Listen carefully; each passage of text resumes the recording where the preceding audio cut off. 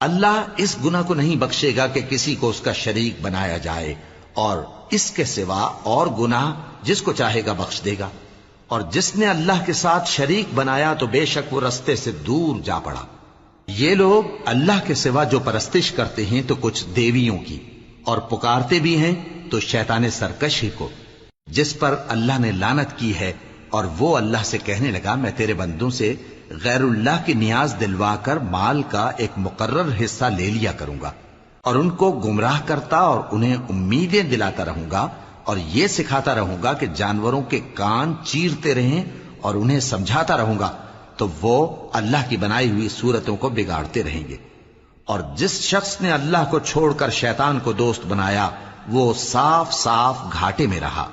وہ ان کو وعدے دیتا ہے اور امیدیں دلاتا ہے، اور جو کچھ شیطان انہیں وعدے دیتا ہے وہ دھوکہ ہی دھوکہ ہے۔